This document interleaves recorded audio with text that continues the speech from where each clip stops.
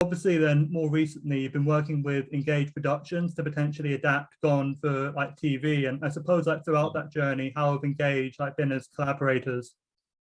Oh, I love them.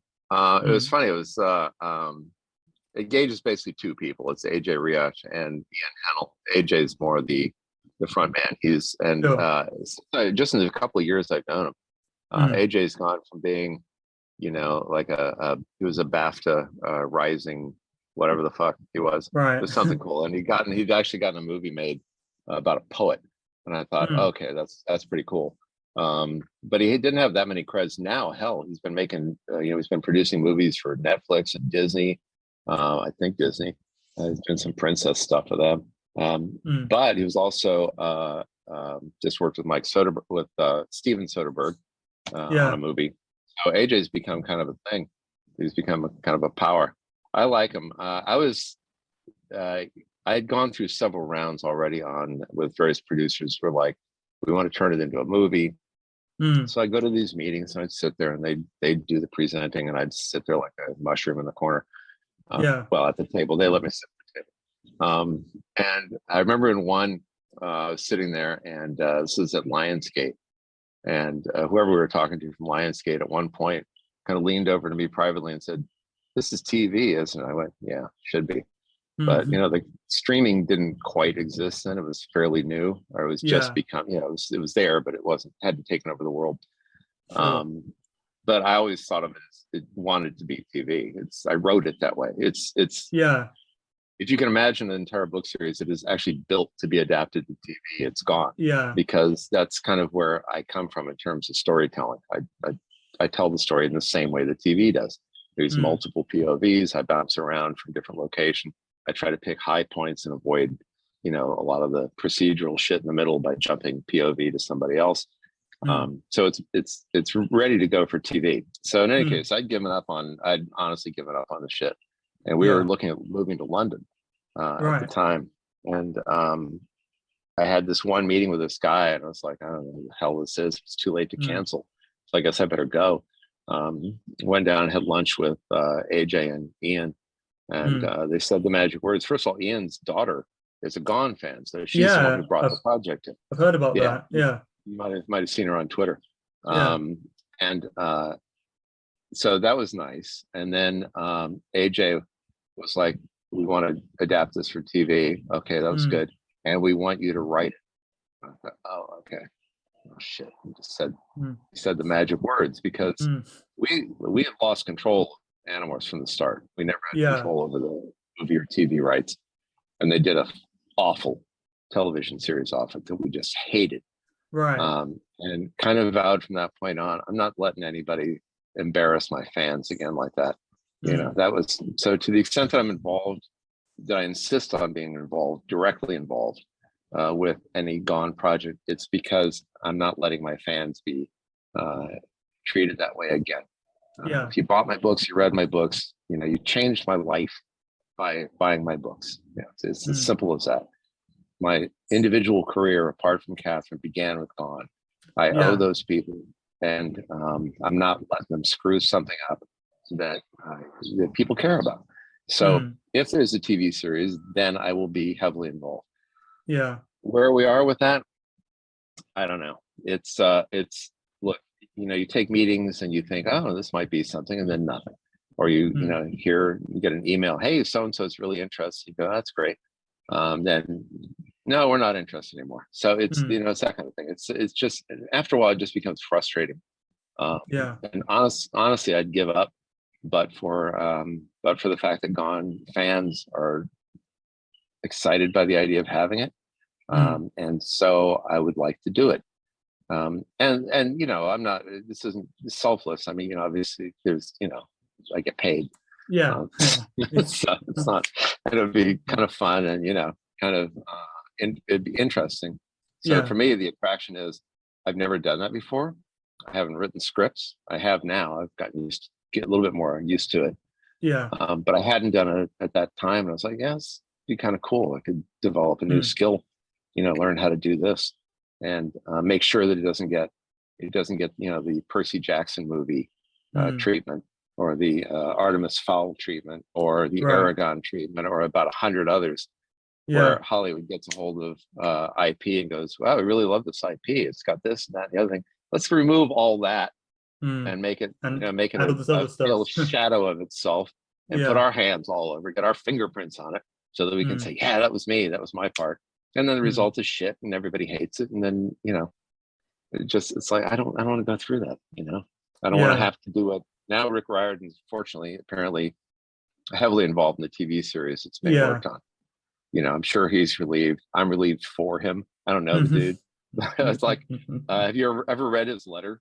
His list that he wrote back to, it's up somewhere on the web, of Okay. his arguments back to producers about, Yeah. don't do this, don't do that, do this instead. And Mm. you read through it, and it's like, well, yeah, obviously. But apparently none of that got through, and they made not one but two regrettable movies. And now, hopefully, with TV, he's got a better chance. Something that his fans will appreciate, and I would like to say for Gone readers.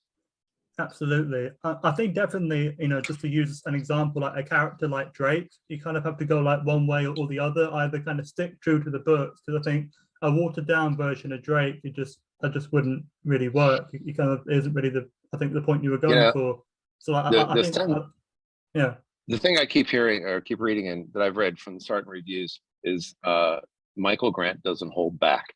Mm. And that's become kind of like, oh, that was like a reassuring that readers were going, yeah, okay, that they appreciated that fact. I don't have a problem with writing violence, obviously, but I have a problem with writing violence in a way that makes it attractive, or that makes it less horrific than it is. Yeah. So if I'm doing a violent scene, I'm showing you what happens. Mm. I'm showing you in horrifying detail, because it's not fun to shoot somebody. Right. It's not a good thing to hit somebody with a baseball bat. No. That's awful stuff, and it should hurt. It should feel awful. I don't want everybody clapping and cheering because somebody gets shot. There's actually in book one, I made that point with in the brief interchange between Sam and Quinn, when Quinn apologizes for not having shot Drake, and Sam says, don't apologize for not having shot somebody. Yeah. So that was kind of my approach. And look, I get a certain glee from writing stuff that I know readers are going to, oh, Jesus Christ. I love I do. I get a certain joy out of it. Oh, this will wake them up as they're reading through the book. But yeah, now can we show all that on screen, on TV? Look, there is a difference between me writing in a book that a 12-year-old or 13-year-old girl gets hit in the head with a baseball bat and showing. And frankly, a lot of this I don't want to see. I don't, and neither do you, and neither does anybody else, because at a certain point it crosses the line into just like violence porn, and I don't like that. So there will be times we're going to soften some of it. But if Drake isn't Drake, then I'm not on the show. Simple as that. People, Absolutely. the characters are who the characters are. So he's a violent psychopath. He's a deeply fucked up human being who should probably be put down, and God knows they keep trying. But yeah, he's got that part I insist on. I'm not gonna whitewash anybody. I'm not gonna shade it. Gay characters are not suddenly going to be straight. Black characters are not going to all be light-skinned black characters. I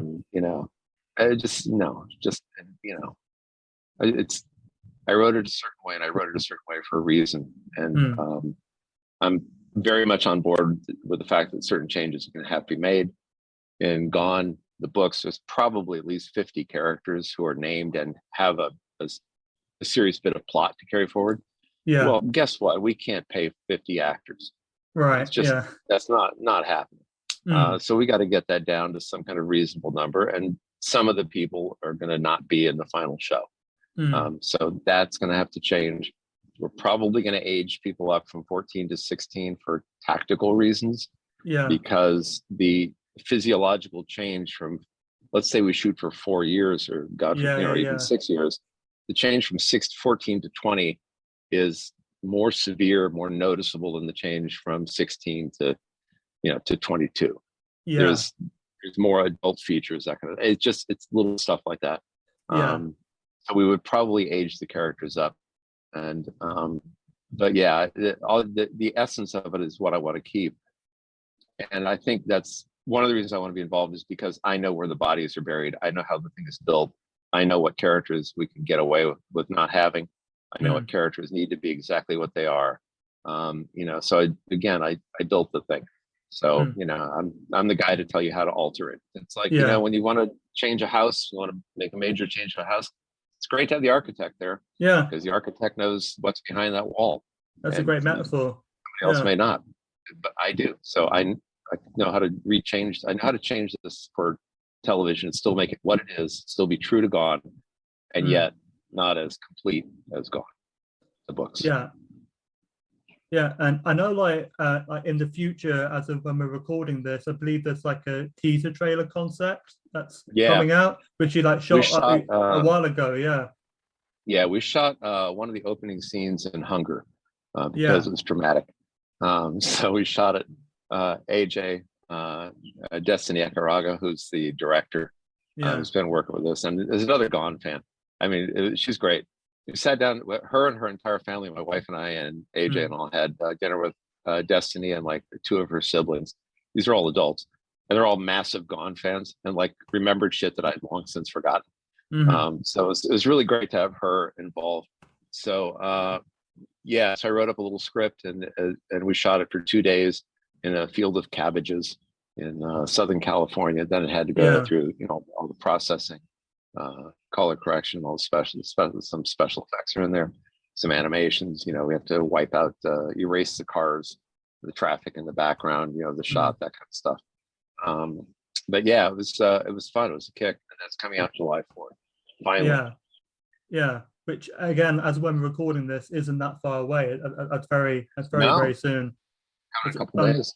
Yeah, absolutely. And we're even we've hired a social media expert to help us promote it. So this is the big push now. AJ's coming over. He'll be in the States in September, and so the hope is we get enough traction on this that by September we can go to producers and say, look, it's got 100,000 views or whatever, and this many likes. This is something you should be taking a look at. Now, I could have easily sold the rights. The rights, any number of people have asked me for the rights. Here, we'll give you X amount of dollars. Just let us have it, and we'll go do whatever we want to do with it. So I've got a good life. I can pay my mortgage. I don't need to sell out just now. Who knows? The day might come, but we're not there.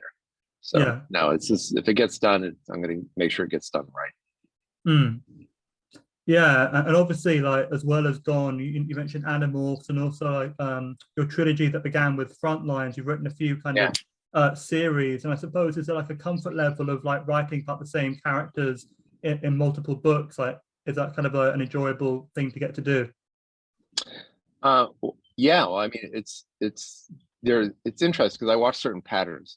Everybody's got, it's like watching somebody gambling, and they've got to tell.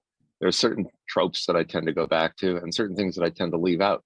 So in a lot of my stuff, for example, you won't find much about family. It's the Michael Grant thing. It's just not something I'm interested in writing about in particular. So you'll get, and every writer's got his limitations, his strengths and weaknesses, or her strengths and weaknesses. So yeah, it's Frontlines was a kick for me. It was fun. For one thing, the plot was there. It was called World War II. Right. So I knew I knew the story. I knew how it came out. And then the trick was just to figure out how I integrate, in the literal sense, women into the action. So I had one big change that was putting women in the action, and a smaller change, which is to the history, where I moved the combat involvement of Black troops earlier in the story, because I had a character I wanted to get going. I didn't want her to show up in the third book. I wanted her to be there from the start. Other than that, it's historically accurate. I mean, I'm not saying every single little firefight took place. That's not the case. but the broad strokes of what happened, you know, they go to Oradour-sur-Glane. That's a real thing. I've been there. And a lot of these battlefields, you know, Monte Cassino, you know, so these are real events that I insert Zelig like my characters into. And then, you know, the short strokes I could free to make up what I want. So that was good. But also I'm just a history nerd. So it was a kick for me because you know, I spent a lot of time researching it and got to go. It got tax deductible travel to Italy, to Sicily, and then went back again, did Northern Europe, which is really helpful. It's you can hear that like the Hurtgen forest is so closely packed you can't walk between the trees. And then you go there and you go, oh my God, that's actually true. There are parts that you can't walk through the fucking forest because the trees are so close and the branches are low down and horizontal. So that was just pure fun. Look, if I could make a living doing that, I'd do that all the time. It's just neat. I read a lot of historical fiction. I like a lot of it, and I would have fun writing more of it, and may do so in the future. I don't know. Right now, I'm working on a screenplay, like it or not. So yeah, different stuff. Yeah, and I know something that I've heard you say before many times when people kind of ask you about like your characters, you use like the analogy of being like they're like employees to you, and you're kind of like that's how you view them. And I hired them. Go on. Yeah, sorry. I hire characters to do something. Yeah, that to me is the critical difference. I don't hire them to be something. Right. You know, I don't need you to be the woman. I need you to do something. I don't need you to be, you know, the Hispanic character. I'm hiring you to do a job. Yeah. You know, you're doing a job, and the rest of it is kind of irrelevant to me. I mean, it's important to you as a character. It's part of what's going to form you as a character. It's part of what I'm going to write about you as a character. But your core utility to me is what you're going to do. So it's very, in my mind, a very action oriented kind of thing, where that it, you know, I'm all about job anyway. You know, I've always felt a little workaholic.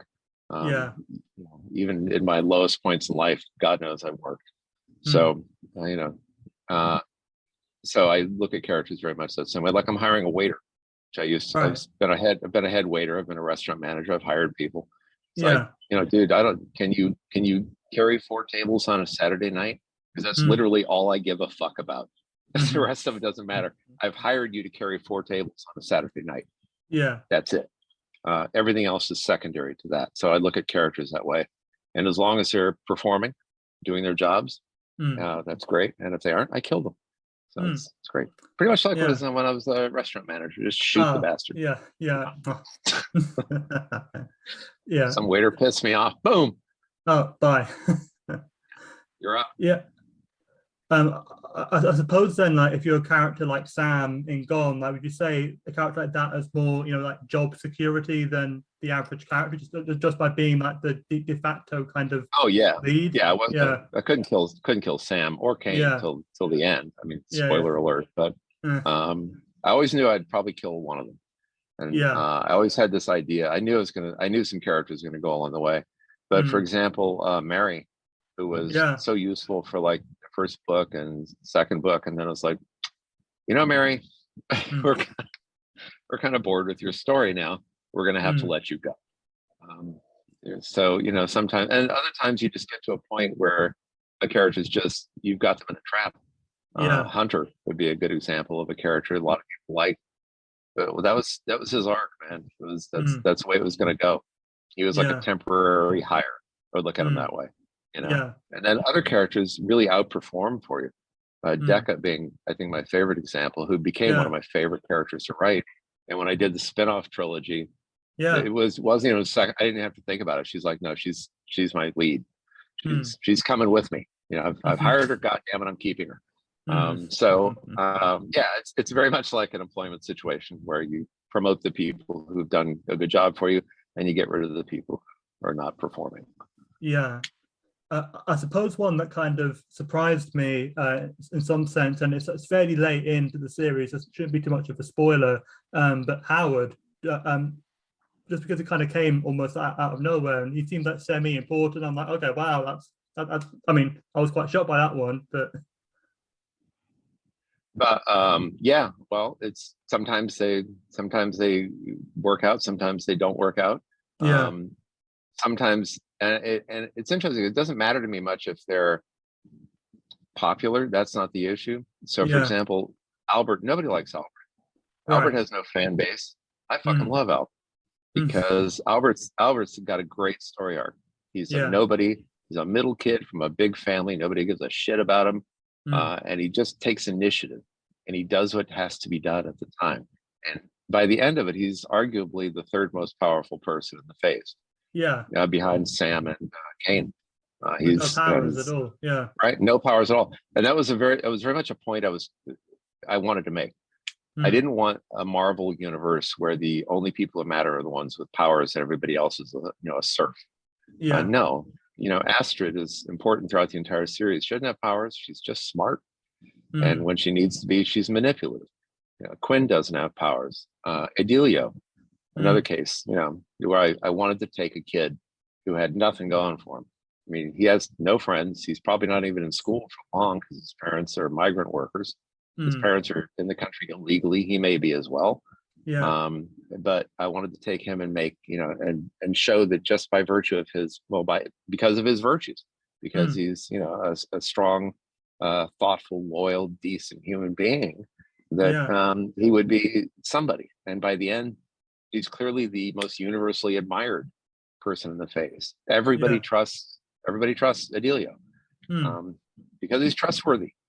It's pretty simple. So Good his reason. just basic human virtue Yeah. makes him as important as people who have powers. Mm.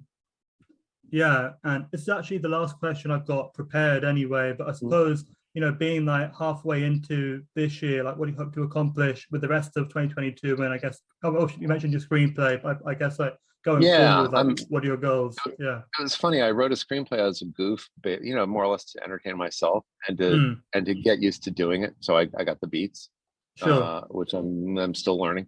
But Hmm. yeah, I've got a thing called Driverless, which is about near future with autonomous vehicles run by AIs, and one of them is about to be disconnected. He doesn't like it. Mm, So it's I look at it as I joke that it's a full employment act for stunt drivers mm, in Hollywood. There's a lot of cars getting crashed, and I yeah. was just doing this, and then AJ was like, "No, this is actually pretty good. Uh, Mm, Go back and take another run at it, and clean it up a little bit in terms of the beats, and cut this and cut that." So I'm mm, working with a woman named Miriam Sokolowski, who's, I think that's her last name, mm, Miriam anyway, who works for AJ, and she's like yeah. tutoring me in the way things are done in Hollywood, Mm, which is different than the way they're done in books. So I'm working on that. I've got a website we're building, which will be, I think, called applegrant.com, okay. Yeah. um, where we've acquired publishing rights again to Everworld and Remnants, Mm, not Animorphs, but Everworld and Remnants. We right. own those outright now. We don't own the Yeah. movie rights, sadly, but we own the books. So we're republishing those, putting new covers on them, Mm, redesigning the books, re-editing, and going to sell those on our own website. And hopefully at some point, and other stuff will just, and it's still Animorphs and Gone and everything else. yeah. Um, and hopefully at some point we might even reach out to other writers who are having a hard time finding conventional publishing, because we've got the machine. We built Mm, the machine now. And yeah. we think we're going to launch that website in probably 4 to 6 weeks.